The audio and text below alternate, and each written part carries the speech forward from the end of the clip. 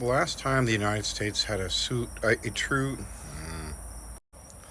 the last time the United States had a true socialist president was in 1932 until his death in 1945.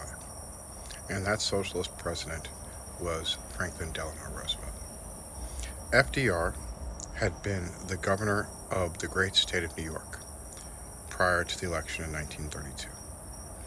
And he had suffered from polio, wasn't able to stand, and he was always, you know, he had to wear braces on his legs to stand up.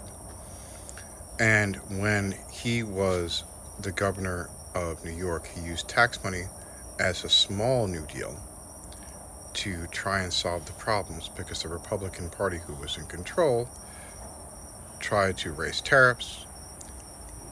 And when you raise tariffs, people raise tariff against your prices, and then there's nowhere for you to sell your goods. 1932, he came in. In the first 100 days, and the reason why the first 100 days are now so important is because of what FDR did, and he has what we call alphabet soup. The Tennessee Valley Authority, the work projects, the WPA, the legislation that got the Hoover Dam created, Social Security, the federal FDIC. These were all enacted by socialists. And it was so effective, and people liked it so much, that they elected him 4 times. If you count Harry Truman's term, because remember that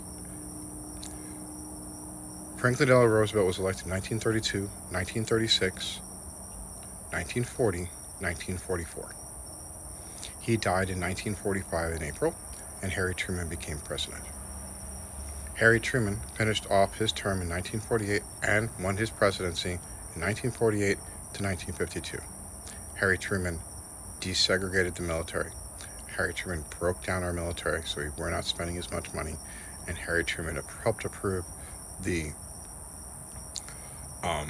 GI Bill, which is one of the reasons why our economy was so successful after the Second World War.